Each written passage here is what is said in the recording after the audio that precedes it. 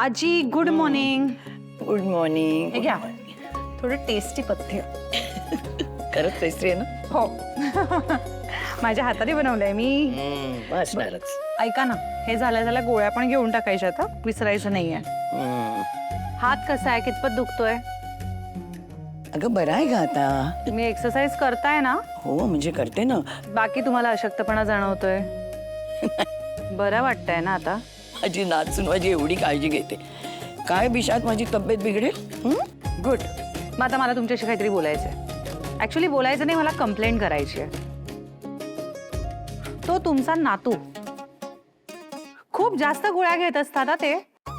म्हणजे ते घेत असतील वर्षानुवर्ष, पण मी इथे आल्यापासून मला असं वाटतंय आजी जरा अति करतात हा गोळ्यांच्या बाबतीत. हो ना ग. काय करायचं पण खरं म्हटलं तर ना त्याला काहीच झालेलं नाहीये. तरी पण ना तो एवढ्या तेवढ्याला गोळ्या घेत राहतो, स्प्रे मारत राहतो. हे कधी बंद होणार कोण जाणत. पूर्वी नव्हता ग तो असा.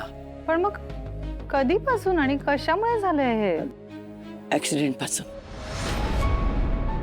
म्हणजे त्याचे आई वडील गेले आणि पिंट्याच्या मनात असं आलं की आता त्याने खंबीरपणे उभं राहिलं पाहिजे. त्याने आजारी पडता कामा नये, म्हणजे त्याला काही होता कामा नये. खरं सांगू, या घटनेनंतर ना आम्हा सर्वांचंच आयुष्य बदललं. पण सगळ्यात जास्त परिणाम ना पिंट्यावर झाला का. आणि औषध गोळ्यांची सवय तेव्हापासूनच लागली.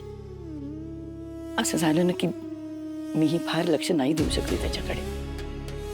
माझ्या डोळ्यांसमोर माझी स्वतःची मुलं गेली होती का. त्याच्यामध्ये लहान मुलं होती, कपाळावरचं कुंकू पुसली गेलेली सून होती. कोण कोणाला सावरत होतं काय कळलंच नाही. पुढे आलं माझ्या लक्षात. अगं आणि मी पिंट्याला विचारलं सुद्धा, अरे तू कसली औषधं घेतोस? पण तो आता मोठा झाला होता ग, जबाबदार झाला होता ना. आणि औषधं सवयीची झाली होती आता त्याची. मला म्हणाला काकूनी घ्यायला सांगितलेत गोळ्या.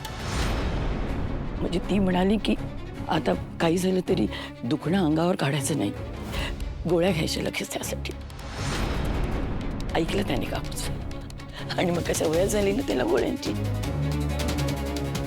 आता काहीही सहन होत नाही ग त्याला. बहुतेक ना त्याची सहनशक्ती संपली.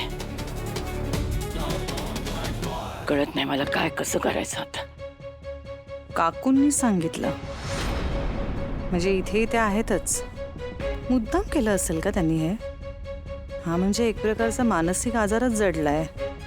सारखं तब्येतीची काळजी करायची, औषधं घेत राहायचं, याचा शरीरावरही दुष्परिणाम होतच असणार. काकूंनी मुद्दाम केलं असेल का हे? बापरे, काय कमालीचा दुष्टपणा आहे यांच्यात. क्रूर क्रूर आहे हे सगळं आणि हे थांबायलाच हवं.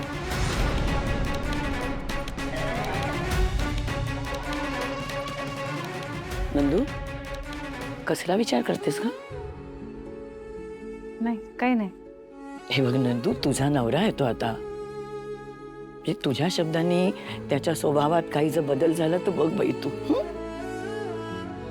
एक काम कर, तू डॉक्टरांची बोल आणि त्याचे ते गोळ्या औषधं सगळं बंद कर. सगळं थांबव आता तो.